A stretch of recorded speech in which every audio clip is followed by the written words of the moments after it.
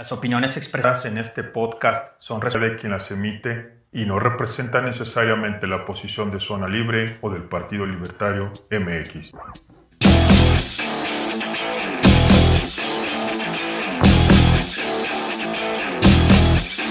Preparados, están entrando a la Zona Libre, donde encontrarás las ideas de la libertad.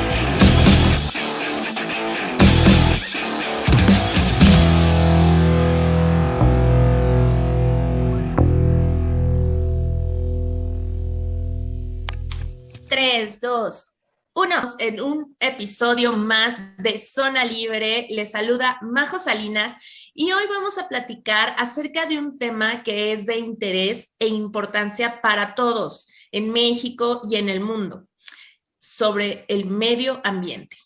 Realmente, ¿qué está sucediendo con el tema del agua en México? ¿Quiénes son los culpables de un posible día cero? ¿El capitalismo puede ayudar al medio ambiente? Muchas preguntas y la verdad es que al igual que ustedes me preocupa este tema y sobre todo quiero saber qué es lo que puedo hacer o que está a mi alcance y que por eso pedimos el apoyo de expertos en el tema y con las referencias necesarias para tener más clara la situación actual. Comenzamos platicando, pues ahora sí que quisimos traer un poco de variedad y trajimos por acá de invitada a Gabriela Rendón. Ella es bióloga por la Universidad Autónoma de Nuevo León, donde fue investigadora asociada en el Laboratorio de Ornitología de la Facultad de Ciencias Biológicas durante 3 años. Los últimos 5 años se ha dedicado a la conservación ambiental y a la difusión de biología desde el sector no gubernamental a través de la unión del arte con la ciencia. Actualmente forma parte del Comité Ejecutivo del Foro Permanente de Aguas Binacionales, donde es la gerente de estrategias de planificación de comunicación. Muchas gracias, Gabriela, por aceptar la invitación y bienvenida. Muchas gracias, es un gusto estar aquí con ustedes. Gracias, Gabriela. ¿Te puedo decir Gaby? Claro que sí. Te ves muy joven, entonces igual te voy a decir Gaby. Claro que y sí. Continuando con los invitados, también nos acompaña Enrique Torres. Él es especialista en organismos operadores de agua potable con más de 25 años de experiencia. Ha laborado por 22 años en Zapal, la empresa pública mejor calificada en la prestación de servicios. Ejerció 6 puestos, siendo su director general los últimos 4 años de dicho periodo. Experiencia laboral en empresas dedicadas al mejoramiento de los organismos operadores con enfoque en los sistemas comerciales de tecnologías de la información, administración y finanzas, jurídica, planeación y operación, etc. Consultor acreditado por BID en el diagnóstico y elaboración de planes integrales de desarrollo para uno de los 50 líderes del sector agua potable en México por la revista Líderes Mexicanos, edición julio 2016.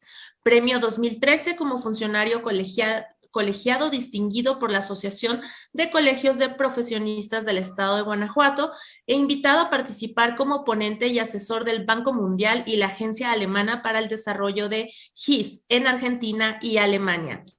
Y pues muchas gracias, Enrique, por aceptar la invitación y bienvenido. ¿Cómo estás? Muy bien, Majo, muchas gracias. El gusto es mío, poder colaborar con el compartir las experiencias que la vida profesional nos ha dado. A la orden. Excelente. Sí, claro, chicos, y pues miren, lo principal es que podamos llegar a este programa, pues que lo esté escuchando, sobre todo gente joven, gente que tiene interés y como esta preocupación, obviamente, por la cuestión del agua, por la cuestión del medio ambiente y por saber qué es lo que está pasando en México. Y parte de ello es que hemos visto últimamente, no sé si a ustedes les ha tocado ver muchas publicaciones, pero en lo particular he visto muchas publicaciones de amigos o gente cercana que pues están culpando a las empresas privadas como refresqueras o embotelladoras de la escasez del agua que se ha vivido los últimos, pues los últimos días, ¿no? Y meses, sobre todo ahora con el tema de la pandemia. Entonces, pues sí es importante empezar desde ahí, de saber realmente qué es lo que está sucediendo. Y me gustaría iniciar con una pregunta. ¿Se acerca el día cero en México? ¿Y quiénes son los responsables? Comenzamos contigo, Gabriela. ¿Quiénes son los responsables? Bueno, es una pregunta que no tiene una respuesta simple y sobre todo si estamos hablando del panorama general del país, porque dependiendo de la cuenca en la que te encuentres, en la situación particular en la que te encuentres, pues tienes diferentes responsables que tienen distintos grados de culpabilidad en ambientes desfavorables, ¿no? En cuanto a temas de agua. Yo creo que existen 3 actores principales, que son el Estado, el sector privado y la sociedad civil. Y cada uno tiene un papel particular de responsabilidad en estas circunstancias. Yo creo que el problema más grande tiene que ver con la gestión de los recursos naturales, el manejo de los recursos naturales y el manejo del agua sin contemplar la parte ambiental. Porque finalmente el descuido ambiental es lo que nos está llevando a una situación de escasez generalizada en primera instancia. Entonces, si quieres más adelante podemos ir ahondando en esta respuesta. El día cero, Gabriela, ¿qué opinas? ¿Se acerca el día cero para México o están exagerando? ¿Cuál es tu perspectiva? Te voy a decir algo súper escalofriante. Desde el 2010 no existen los análisis de disponibilidad de aguas reales de los acuíferos en México. Entonces, de todas maneras se han seguido otorgando concesiones para el aprovechamiento de agua y entonces no se actualiza con los años la disponibilidad real que tenemos de agua, pero se sigue usando más agua. Entonces, yo no podría decirte si se acerca o no el día cero si no existen esos datos de disponibilidad real de los cuerpos de agua, sobre todo subterráneos. Sé que una estimación es que más de la mitad ya están en estado de sobreexplotación, pero no podemos hacer un cálculo real de qué tanto nos falta para el día cero si no tenemos esa información. Claro, entiendo, Gabriela. Muchas gracias. Enrique, las mismas preguntas. ¿Se acerca el día cero para México y quiénes son los culpables? Bueno, voy a empezar primero con un dato que puede ser importante en este tema. Y tiene que ver con el uso del agua. En Guanajuato y en el resto del país no va a ser muy diferente. Voy a dar números de Guanajuato. De la totalidad de agua que se extrae de fuentes de abastecimiento, el 80% se dedica al uso agrícola, el 16% al uso público urbano y solamente el 4% a la industria y los servicios. Eso quiere decir que si los acuíferos están sobreexplotados, lo están principalmente porque está mal, se realiza inadecuadamente el proceso de riego, no está tecnificado, está muy retrasado y eso hace que el 80% del agua que se extraiga y una parte importante de esa agua se desperdicia porque la mayor parte de nuestros distritos de riego se utiliza el riego rodado, que es inundar la parcela, que se satura el suelo y así es como se riega, cuando hay muchas otras técnicas que pueden utilizarse, el riego por goteo, el riego por aspersión. Hay muchas que serían mucho menos ineficientes de lo que están. Ahora, el 16% del agua es para uso público urbano, es decir, lo utilizan los organismos operadores. Y los organismos operadores, cuando mucho, tienen una eficiencia física del 50%. Eso quiere decir que de ese 16%, la mitad se desperdicia. En proporción, el desperdicio mayor está en el sector agrícola, pero también el uso público urbano del agua potable para los ciudadanos tiene un problema muy fuerte de eficiencia. El 4% restante lo utiliza el sector privado, principalmente la industria y los servicios. Entonces, vamos, que en todos los sectores hay que enfocarse, pero el problema y el daño más grande no lo está haciendo la iniciativa privada ni ni en la parte industrial ni en la parte de servicios. Es decir, el daño proporcionalmente, el daño que pudiera hacer la industria, que insisto, de todas maneras se tiene que eficientar, es multiplicado por 20 por el riego agrícola, o por 2 o por 4 en el sector público. Esos son datos que son interesantes por analizar. Ahora, ¿el día cero se va a acercar? No, el día cero no viene, no está ni cerca. Lo que pasa es que si no hacemos algo, las cosas van a cambiar de manera drástica. Se ha dicho que la Tercera Guerra Mundial va a ser por razones del agua. Eso es una mentira grandísima, es enorme.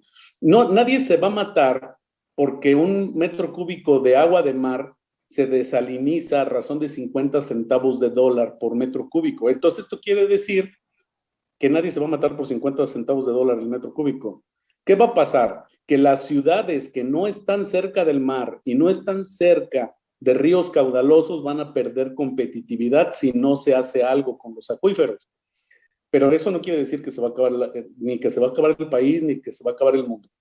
Tenemos que hacer buen uso del agua, tenemos que hacer un uso eficiente del agua, no solamente por razones, entre comillas, ambientales, sino por razones de otra índole, económicas y lo demás.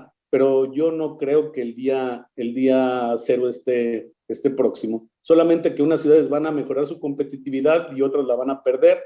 Y entre más alta esté una ciudad y más alejada de las cuencas importantes, pues va a empezar a perder competitividad. La Ciudad de México es el caso más digamos, exagerado, más escandaloso por la cantidad de agua que consume. Yo he tenido números de que anda consumiendo del orden de 20, 25 hasta 30 metros cúbicos por segundo.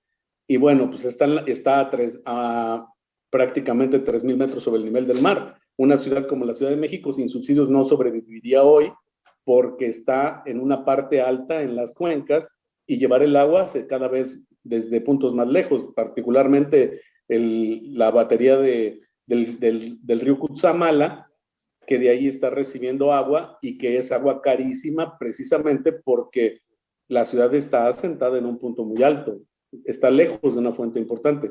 Bueno, las ciudades que entre más altas estén, si no cuidan su agua, a esas ciudades sí se les va a acercar el día cero, pero como conjunto, ¿no? Solamente va a haber una redistribución de la actividad en ese sentido.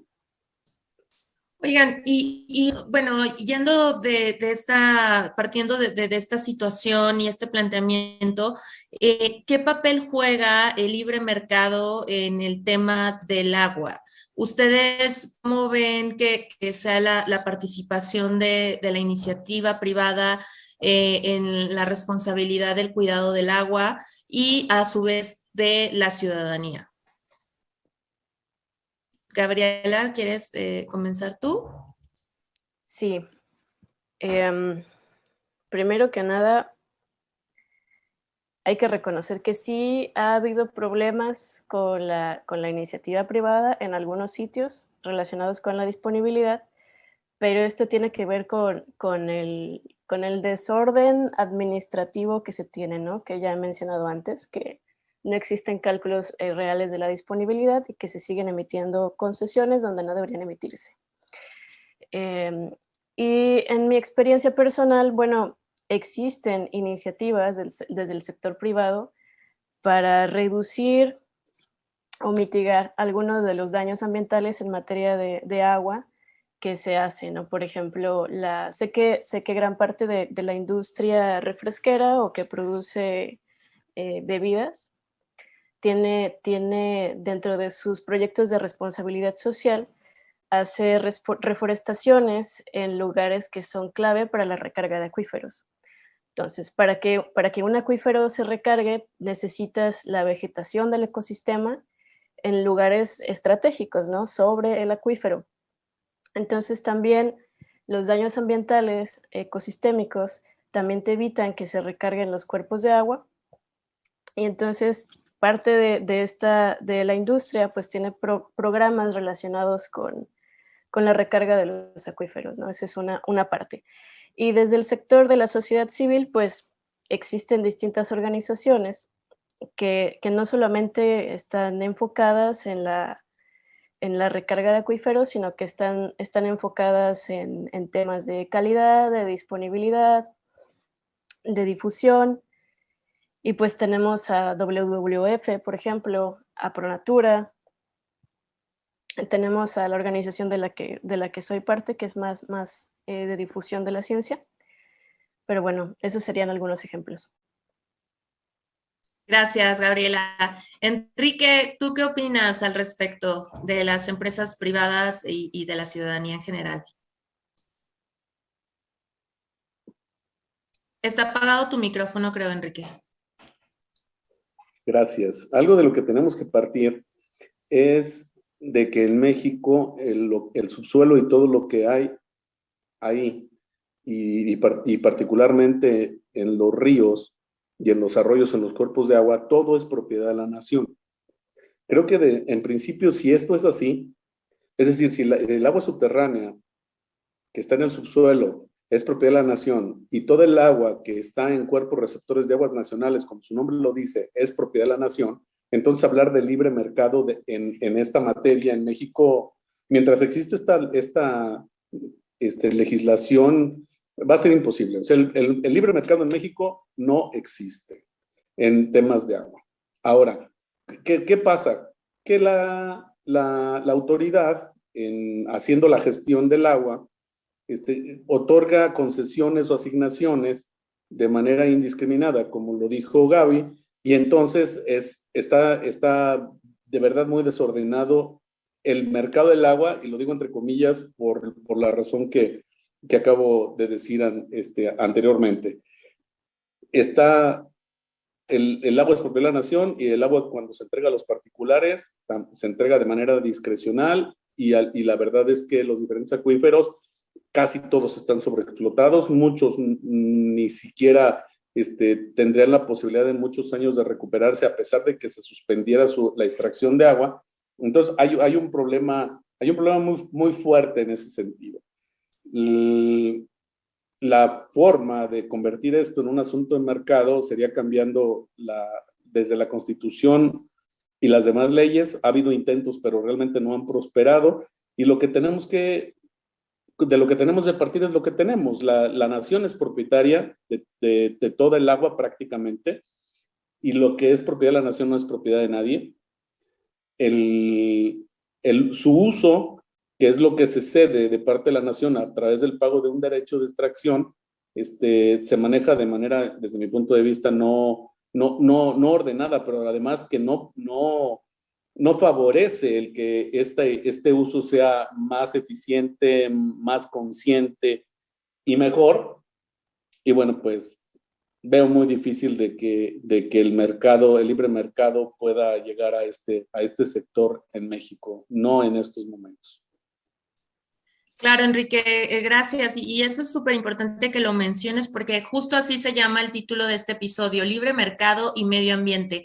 Y pues esa es la realidad en México. En México no tenemos libre mercado, al menos en el tema del agua. Gabriela, ¿querías comentar algo? Sí, me gustaría agregar algo que tiene que ver con esto de la propiedad. Y yo sé que este es un podcast libertario, y yo no voy a decir que es mejor no tener o tener lo que tenemos del estado de propiedad, pero sí quiero agregar una dificultad de dejarle el tema del agua exclusivamente al libre mercado, que no quiere decir que por eso no se deba hacer, sino es una dificultad que se tiene que tomar en cuenta, que es que las redes hidrológicas y los ecosistemas no respetan límites políticos. ¿Esto qué quiere decir? Que la manera en la que tú manejes y extraigas el recurso en tu propiedad va a afectar a las propiedades circundantes, incluso a gente que está físicamente muy alejada de ti. Entonces, hasta el 2013, me parece, el agua, aunque era propiedad de la nación, era de libre alumbramiento. Esto quiere decir que tú podías extraer agua libremente de tu propiedad sin necesidad de pagar una concesión. pero justamente porque las redes hidrológicas están conectadas entre sí y la extracción en un lugar afecta tanto la red como otros lugares a nivel de superficie, pues entonces se consideró que el Estado tenía que hacer una gestión, una administración más subjetiva, ¿no? Más allá de la propia voluntad de los propietarios de la tierra. Entonces, como bien lo dice Enrique, esta gestión se ha quedado corta, tiene muchos problemas, tiene que mejorarse. Si tiene que desaparecer, yo no lo sé, no estoy segura. Existen otros modelos de mercado relacionados con el agua. Por ejemplo, en Estados Unidos el agua pues sí pertenece a los particulares. Sin embargo, el Estado también tiene que involucrarse justamente por esta cuestión que te digo, ¿no? O sea, no es tan fácil como que yo puedo extraer de mi propiedad el agua como yo quiera y no le pasa nada a nadie, ¿no? Es una situación muy compleja. Claro, o sea, te refieres como en esta cuestión sería como un sistema combinado en el que sí pudieran los particulares ser propietarios como tal de su propiedad privada, pero al mismo tiempo sí hay una injerencia del Estado hasta cierto límite cuando afecta a otros, en este caso, es lo que estoy entendiendo que compartes. Enrique, ¿tú qué opinas de lo que comenta Gabriela?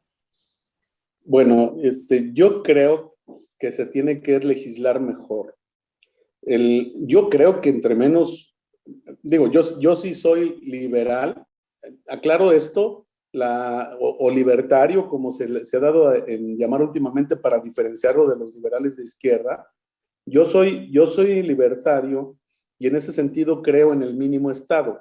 Yo creo que el Estado no debería de meterse en las actividades que no fuera necesario. Y particularmente en el agua potable, yo creo que la única función del Estado debería ser la de legislar y ordenar un mercado del agua efectivo. No meterse a repartir, a dar o quitar. No creo que sea su función. Ahora, eso es mi deseo como libertario y esto me lleva a reconocer que en sí mismo los libertarios somos idealistas, que es una utopía, que yo no creo que pronto lo logremos y esto va a requerir de mucho trabajo, pero sobre todo de mucho cambio de mentalidad. Ahora, lo que sí es que las reglas que tenemos son las que hay y con esas tenemos que jugar. No se trata de romperlas, sino de cambiarlas y mientras no podamos cambiarlas, tenemos que trabajar desde mi punto de vista en 4 aspectos fundamentales. Las fuentes de abastecimiento que ya tenemos, debemos utilizarlas de mejor manera, las tenemos que reorganizar. O sea, tenemos que propiciar el uso del sector del agua superficial contra el agua subterránea. Tenemos que buscar la manera del agua de mar, desalarla para meterla a circular con los diferentes usuarios que deberían de ser clientes del agua y no usuarios, porque esos usuarios es el que usa pero no paga. Yo creo que aquí todo el mundo tendría que pagar, pero efectivamente bajo un esquema de mercado libre. Aparte de reorganizar las fuentes, debemos mejorar la eficiencia en todos los sectores. El riego se tiene que tecnificar, tiene que mejorar la eficiencia en el riego, pero también el agua de uso público urbano de los organismos operadores tiene que mejorar su eficiencia. La industria, los servicios tienen que ser más eficientes y eso va a mejorar la condición. Ahora, cada uno como ciudadanos somos consumidores de agua de una manera u otra.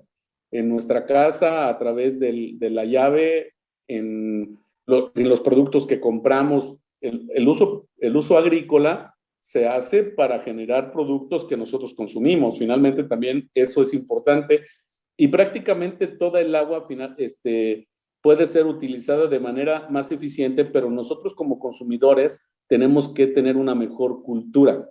Tenemos que ahorrar agua, no en el detrimento de nuestra calidad de vida, sino para cuidar precisamente esto, que tenga una mejor, un umbral por lo menos más largo en el tiempo. Y creo que algo a lo que le hemos dado muchas vueltas, y para mí es el 4º punto y más importante, es que tenemos que reusar el agua en todos los sentidos. Hay cosas que no deben de usarse con agua de primer uso, no deben de hacerse. O sea, el riego agrícola en muchos casos debe de hacerse con agua de reuso, agua tratada evidentemente. El riego de parques y jardines debe hacerse con agua de reuso. La industria de la construcción debe utilizar agua de reuso en sus concretos y en el relleno en los rellenos de suelo. El agua se tiene que reusar y en el consumo humano ya deberíamos de estarla reusando en algunas cosas. Creo que eso es fundamental y entre más rápido cambiemos el chip en nuestro cerebro, esto va a ocurrir, porque lo que no va a pasar es que la población va a descender y vamos a necesitar menos agua. Vamos a necesitar más agua, solamente que si la utilizamos de manera más ordenada o más organizada, si somos más eficientes, si tenemos una cultura de uso del agua más conveniente, y si cada vez reusamos más agua, es lo que nos va a dar más tiempo en este planeta a la humanidad, digámoslo así. Claro, Enrique. Oigan, y entonces, pues, partiendo de ahí también podemos decir que porque la gente, y se los comentaba al inicio de la conversación, de que la gente dice, es que el capitalismo explotador es el culpable de que nos estemos quedando sin agua, y sacan capitalismo igual a las empresas como, no voy a decir marcas, pero tal vez las refresqueras, y el capitalismo que es el rapaz, y que está acabando con todo el agua de nuestro país y hay que sacar estas empresas. Entonces, hay gente que realmente está haciendo estos movimientos diciendo que los culpables de la escasez del agua son las empresas. Cuando ustedes como especialistas tienen los datos de que, por ejemplo, ya mencionaron que gran parte es también por el tema de, una parte es las sequías, pero otra parte es también los sembradíos, ¿no? Todo el agua que se utiliza para sembrar, la deforestación, y también la parte ciudadana es gran responsable de lo que sucede con el agua. Lo que menciona ahorita Enrique sobre que pues no tenemos esta cultura de reusar el agua. Yo he visto varios inventos ahí en internet donde que la lavadora ya utilizan el mismo agua que utilizaron para lavar para que se vaya el agua del baño, y este tipo de inventos o creatividad o innovaciones vienen de las mentes humanas y se generan a través del capitalismo. ¿Ustedes qué opinan del papel del capitalismo en el tema del medio ambiente? Gabriela, ¿quieres comenzar tú? Claro. Primero que nada, me gustaría apuntar que yo, así como estoy ahorita con ustedes, los libertarios, participo, ¿no?, con diferentes grupos ideológicos y desde mi formación científica, más bien yo me quedo con lo que encuentro que es objetivo y funcional y práctico y realista. Y lo que he notado, hablando de este término, es que hay diferentes usos del término, o sea, es un diferente uso del lenguaje, y cuando los libertarios hablan de capitalismo, se están refiriendo a algo distinto a cuando los movimientos ideológicos, digamos, más de izquierda, dicen capitalismo. Y esto es un problema porque no se dan cuenta de que están hablando de cosas diferentes. Cuando se usa capitalismo para atacar a este sector, como bien lo dices, se están refiriendo a la definición marxista de capitalismo, en donde se apunta específicamente al abuso de poder por la coalición entre un poder estatal y un poder empresarial grande, ¿no? Entonces, pero eso no es capitalismo dentro de los términos actualizados. El capitalismo, dentro de los términos más actualizados, pues tiene más que ver con un libre mercado. Y entonces me parece muy importante apuntar esa diferencia en el uso del lenguaje, porque es una diferencia que nos está polarizando y creo que no deberíamos estar polarizados.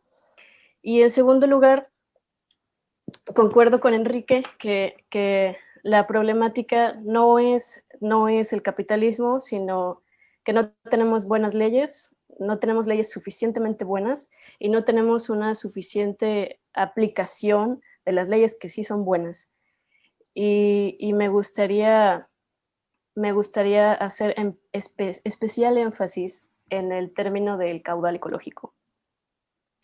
El caudal ecológico es una figura jurídica que contempla el volumen mínimo que requiere un ecosistema para seguir funcionando y para seguir proveyendo de los servicios ambientales, entre los cuales, por supuesto, está el aprovisionamiento de agua de calidad. Entonces, este caudal ecológico es parte de una norma que ahorita no es de carácter obligatorio y que debería ser de carácter obligatorio. Entonces, hay un manejo que no está tomando en cuenta lo que se requiere a nivel de ecosistema para que podamos seguir aprovechando el agua, para que podamos seguir teniendo disponibilidad de agua y para poder seguir teniendo disponibilidad de un agua de buena calidad. La innovación tecnológica, por supuesto, es pieza fundamental, como bien lo dice Enrique, pero me gustaría ponerles el ejemplo de Monterrey. Yo resido en Monterrey. En Monterrey se reutiliza aproximadamente el 90% del agua y se utiliza para los procesos industriales. Sin embargo, estamos a punto de también tener limitaciones en el uso urbano, y esto no tiene que ver con el problema, con la reutilización, eso se hace bastante bien.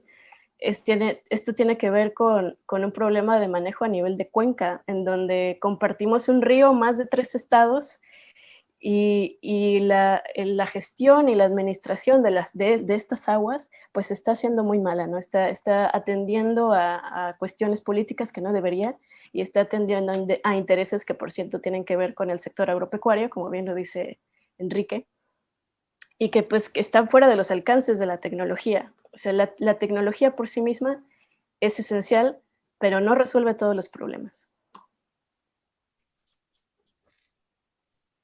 Muchas gracias, Gaby. Y Enrique, ¿tú qué opinas sobre la misma cuestión? Bueno, yo coincido plenamente. Yo vi, y es bueno compartir experiencias porque ahora ves las cosas de una perspectiva más amplia. Probablemente se me olvidó comentar que la administración de las cuencas es parte importante del problema que tiene nuestro país.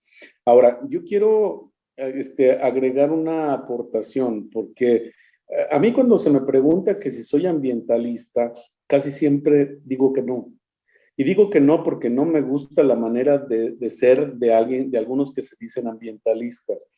Para mí ser ambientalista no es ser conservacionista, es decir, no es conservemos todo lo que podamos, porque así es la forma como no vamos como vamos a tener un mejor ambiente. Primero, el ambiente, nosotros somos parte del ambiente, no estamos separados del ambiente. Y bueno, la mala noticia es que gran parte del daño que ha sufrido el ambiente se lo hemos generado los seres humanos, si no es que todo. ¿Eso qué quiere decir? Que si queremos conservar el planeta como está, pues está muy sencillo, extingamos a la especie que más daño le causa, que es la especie humana. Esa sería una visión conservacionista. Yo creo que el hombre, al ser el origen gran parte del origen del daño ambiental, lo que tenemos que hacer es aceptarlo y reconocerlo, porque nos queremos quedar en este planeta, porque queremos seguir viviendo aquí y porque queremos seguir teniendo un buen nivel de vida. Y si aceptamos eso, entonces lo veremos de otra manera. El problema somos todos. Cuando se pregunta es que si es que el libre mercado, o que si el libre mercado es el que ocasiona esto, pues lo ocasiona proporcionalmente. El 4% del agua está en el sector privado, y en esa proporción está también siendo manejado de manera un tanto ineficiente, no comparado con el sector agrícola o con el sector de servicios públicos urbanos, pero también yo creo que en esa proporción todos somos responsables. Entonces en esa proporción tiene que ser nuestro esfuerzo, y el libre mercado pudiera ayudar, insisto, con un marco legal distinto. En este momento podemos hacer mucho, pero sería de mayor impacto si la condición normativa cambiara. Bueno, yo también quisiera como sumar un poco a lo que han estado comentando. Realmente yo veo con bastante preocupación el tema en que la gente no se hace responsable de la situación actual en consecuencias del tema del agua. Definitivamente, pues lo más sencillo es culpar siempre al gobierno, a empresas privadas y no hacernos cargo desde nuestra propia práctica, de nuestras casas, de nuestros hogares, de cómo nosotros hacemos este uso del agua consciente y que tenemos en nuestras manos también el realizar cambios. Creo que algo que caracteriza mucho el pensamiento libertario es dejar de buscar culpables y comenzar a tomar acciones desde tu propia trinchera. Y pues, Gaby, ¿querías comentar algo al respecto? Adelante. Sí, me gustaría compartir con ustedes y con el público, me parece esencial, una visión actualizada de lo que es la conservación. Porque, como bien dice Enrique, esa visión de la conservación, de conservar versus desarrollo, pues está caduca. Y me parece muy importante que esté en la mente y en los conceptos de las personas ahora, que los que realizamos conservación estamos tomando en cuenta factores sociales y factores económicos y no estamos en contra del desarrollo económico. Se trata de integrar un manejo del ambiente que justamente pueda soportar el desarrollo económico sin que se colapse, ¿no? ¿Y por qué? Porque se reconoce que el desarrollo económico depende de los recursos que se obtienen de las áreas naturales. El agua es uno de ellos. Claro. Entonces, los ambientalistas, y voy a decir ambientalistas, pero ambientalistas con carreras, ¿no? Los ecólogos, los hidrólogos, los biólogos, la gente especialista no tiene esta visión versus, así, antidesarrollo.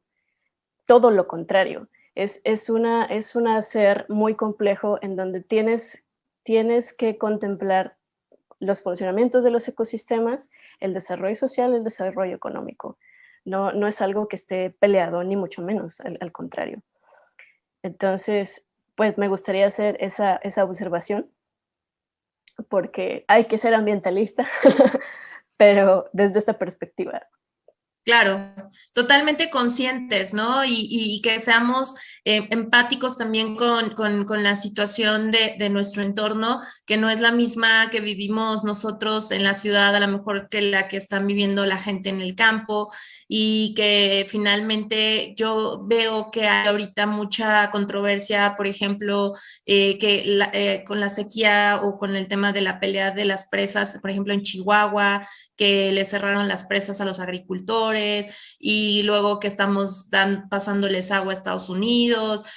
Todo este tema que se hace como muy controversial y que en realidad terminamos pidiéndole al gobierno que nos suministre pues algo que es pues de la naturaleza, ¿no? Y que de alguna manera los seres humanos creo que debemos de ser responsables también del cuidado de este líquido vital, pero también nos gustaría que ustedes nos dijeran cuál creen que sea el panorama real actual en México acerca del agua. ¿Realmente es esto que nos comparten en las noticias o la gente en redes sociales al respecto de que en México las refresqueras son las que están secando el agua, secando el subsuelo? ¿O cuál es la situación actual que vivimos en el país? Gabriela, ¿quieres comenzar tú? ¿Enrique? ¿Quién?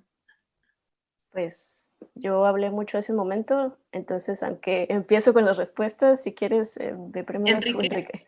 Perfecto, Enrique, adelante. Sí, muchas gracias. A ver, yo lo que creo es que tenemos que mejorar la gestión del agua. El panorama es bastante desalentador en este momento y no se puede, como alguna vez dijo Albert Einstein, obtener resultados diferentes si seguimos haciendo lo mismo. El primer problema tiene que ver con el marco normativo. El marco normativo, no solamente en agua, sino en general en recursos naturales, adolece de muchas cosas. Particularmente en la cuestión del agua, debería de manejarse de otra manera. Mi opinión es que se debería de permitir que existiera en realidad, no solo en la teoría, un mercado del agua. Y cuando hablo de esto es que el agua tenga un valor económico y que no sea una dádiva del gobierno como lo es hasta ahorita. En estos números, en esto no estoy muy actualizado, pero por ejemplo, el uso agrícola está exento de derechos de extracción. Es decir, el metro cúbico les es gratis y lo único que tienen que pagar es la energía eléctrica que se necesita para eso. Pero además la tarifa eléctrica que tienen está subsidiada. Entonces así nunca se va a mejorar tecnológicamente el campo, porque no importa, o sea, no les interesa eso, no es un problema de ellos el que se desperdicie el agua en ese sector, que desperdicie el 80% del agua que tenemos en México.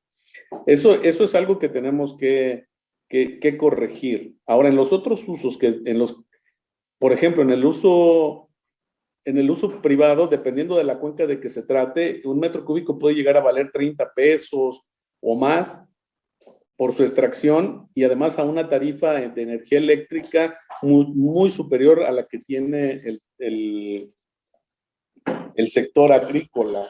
Entonces, eso nos lleva a que haya una desproporción muy grande y por eso sí es que en el sector privado se han tenido mejoras más grandes en el tema del buen uso del agua, pero pues porque así es. En el caso del uso público urbano, que es mi experiencia mejor, algo que ha probado es que el mal uso debe de ser castigado. Y cuando hablo de esto, no estoy diciendo ni que metan a la cárcel a nadie por hacer mal uso del agua, ni mucho menos. De lo que se trata es de que se incentive a través de las tarifas un adecuado uso del agua. Quien desperdicia debe pagar el agua a un precio más alto por metro cúbico. No solamente que pague más metros cúbicos, sino que los pague a un precio más alto. En los foros en los que me ha tocado participar, a veces hago una broma que no cae muy bien, pero que creo que ilustra mucho esto.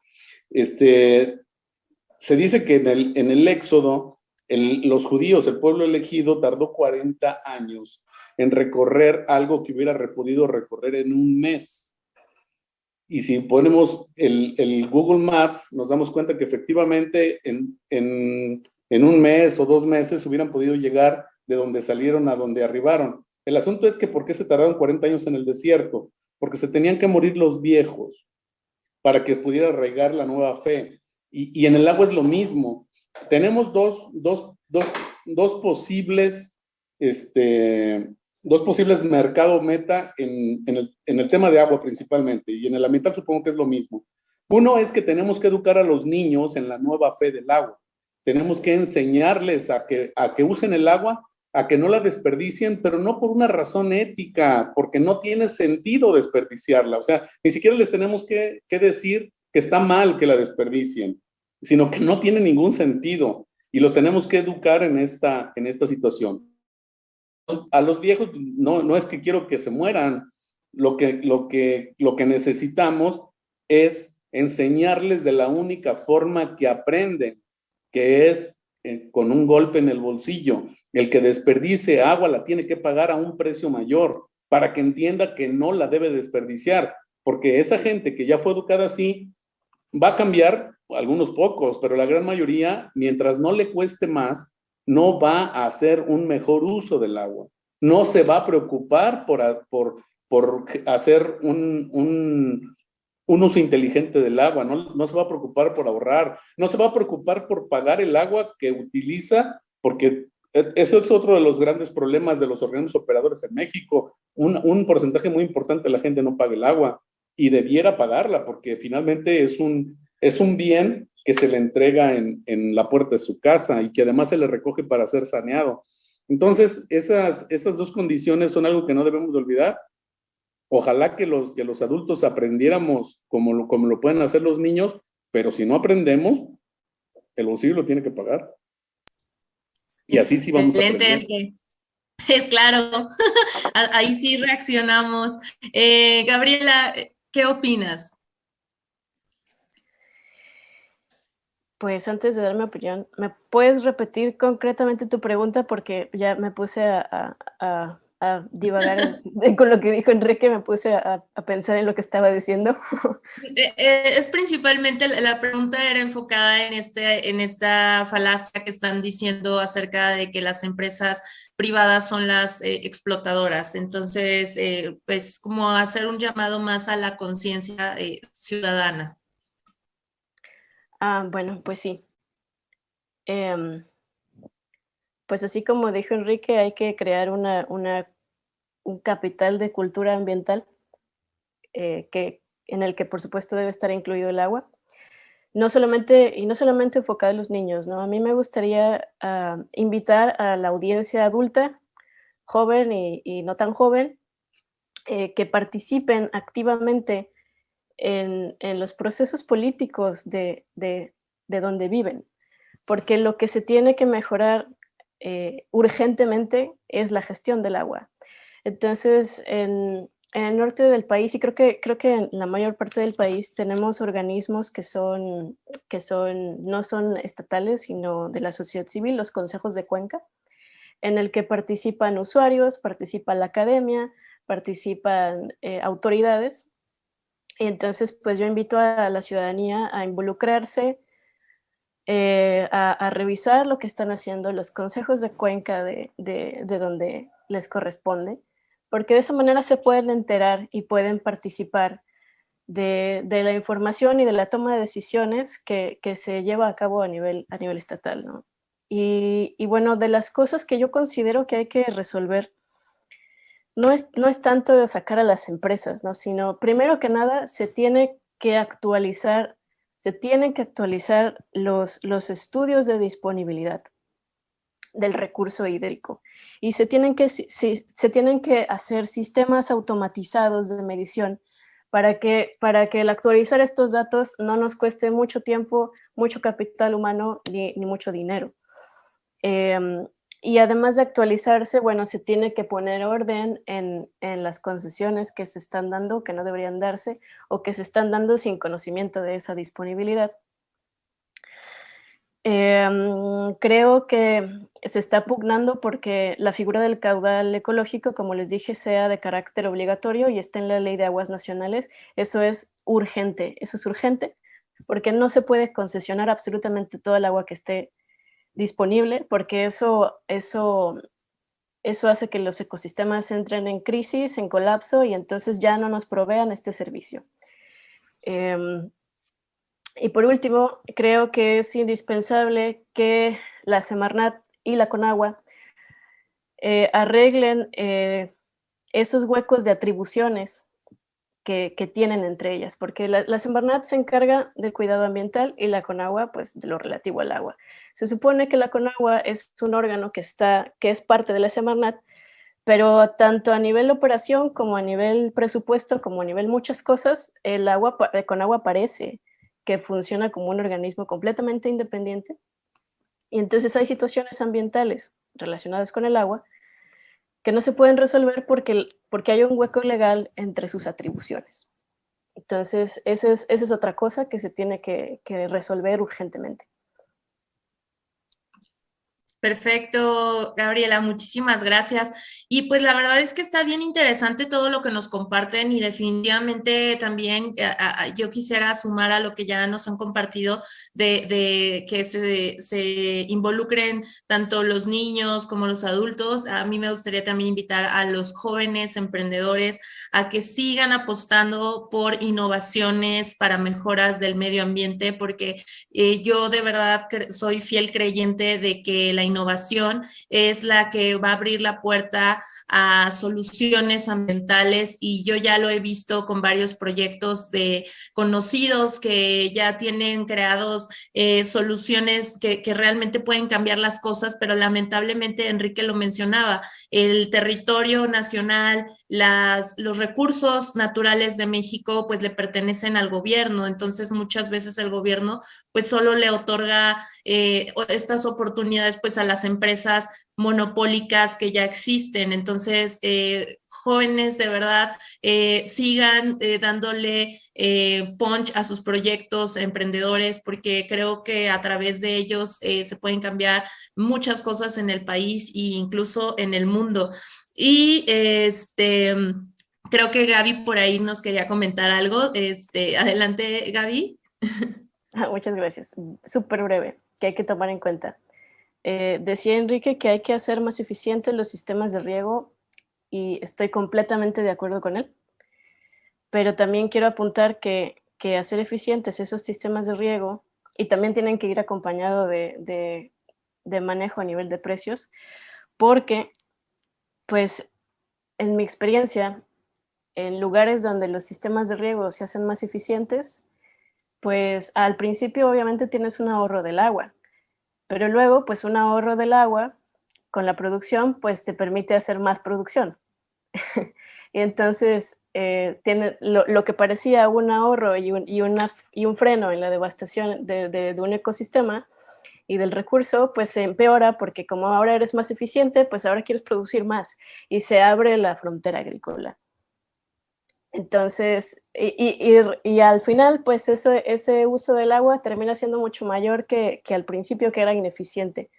Y eso no solo pasa con el agua, pasa también con la energía y con muchas otras cosas. Entonces, desarrollo tecnológico es imprescindible, pero también es imprescindible el marco legal en el que se va a utilizar ese desarrollo tecnológico. Claro, sin abusar como de las energías, ¿no? O sea, tener como este equilibrio y definitivamente, pues como libertaria igualmente yo estoy a favor de un estado mínimo, solo encargado de hacer cumplir la ley, de un estado de derecho en el que realmente se tenga bien cubiertas las garantías de cada individuo, pero más allá de eso, yo sí creo que es necesario que exista más libertad de mercado. Y pues no sé tú qué opines al respecto, Enrique, como que también veo que quieres comentar algo, quieres de lo que Bueno, mencionó. sí, totalmente de acuerdo. Yo creo que una de las conclusiones es que el marco legal no es el adecuado, porque todo lo demás deriva de eso. El que no se tecnifique en gran medida se debe al marco legal. El que cuando se tecnifique se haga un uso inadecuado de lo que se logró, también y corresponde al marco legal. Y hoy el Estado está interviniendo en todo, menos en lo que debe de intervenir, que es en ordenar esto. Yo creo como liberal en el Estado mínimo, creo que el Estado tiene la obligación de garantizar la libertad y la seguridad de los ciudadanos y cumplir y hacer cumplir la ley es una de sus funciones. No creo que deba de tener muchas más y particularmente en cuestiones ambientales y en lo concreto, en lo relativo al agua, tenemos un Estado ausente que no hace que no hace su trabajo en el sentido que lo estamos diciendo o que no lo hace adecuadamente. El problema definitivamente no creo que sea la iniciativa privada, no creo que sea libre mercado. Lo que pasa es que hay desproporciones en todos los sentidos y no hay un marco legal que lo ordene. Y eso es el gran problema que hoy tenemos en México y que lo hemos padecido por muchos años. Claro. De acuerdo.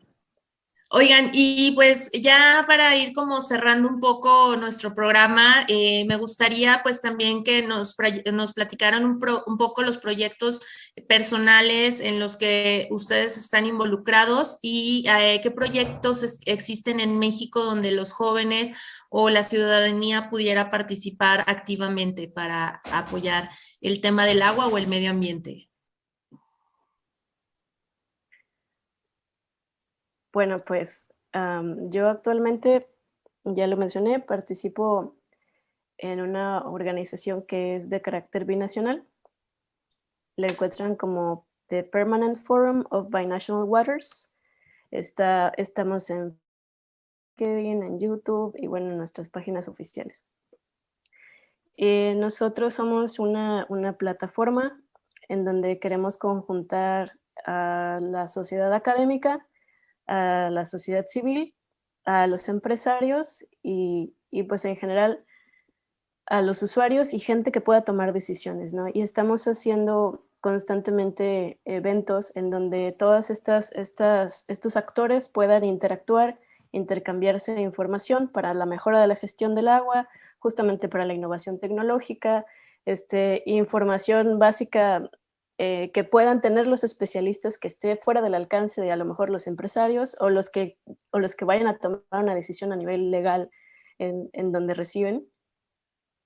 Y bueno, es gratuito, se pueden inscribir, reciben notificaciones, reciben noticias, tenemos una base de datos científica muy grande ya y pues los invitamos, ¿no? a que participen.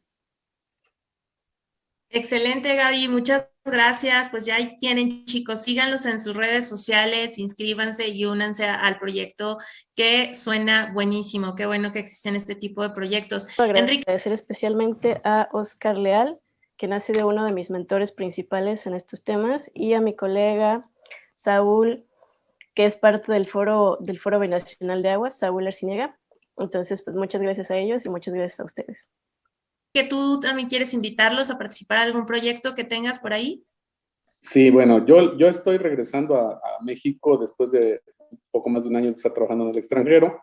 Estoy retomando algunas actividades, pero mi labor principal es la consultoría y tengo la representación de algunas empresas que del extranjero están trayendo tecnología a México para hacer más eficientes los organismos operadores. En eso estoy metido, no estoy participando en asociaciones ni cosas por el estilo de momento, pero en cuanto lo sea, lo haré saber para que podamos compartir experiencias.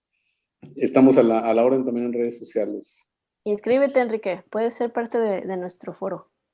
De acuerdo. Ahí está. Ya pueden hacer ahí alianzas. Oye, en redes sociales, ¿cómo te encuentran, Enrique? En Twitter como @Enrique hasta la Q Torres. Enrique es decir, Enrique no es completo, Enrique hasta la Q Torres. La E y la T son mayúsculas. Creo que ahí podríamos estar compartiendo cosas. Perfecto. Oigan, pues muchísimas gracias. La verdad es que estuvo bien nutrido. Esperemos que este mensaje pues le llegue a muchas personas y que sepan que la opción siempre va a estar en manos de los ciudadanos, que primeramente las soluciones para el mejoramiento del medio ambiente viene de cada uno de nosotros. El cambio comienza con cada uno de nosotros, involucrándonos y haciendo este activismo que es tan necesario y que tanto lo necesita nuestro planeta. Muchísimas gracias por su participación, muchísimas gracias a los que nos estén escuchando, nos estén viendo, y pues síganos en nuestras redes sociales de Partido X, seguiremos haciendo más eventos, más entrevistas y sobre todo que viva la libertad. Muchas gracias. Muchas gracias. Que viva la libertad. Que viva la libertad. Un abrazo a todos. Un abrazo. Un abrazo.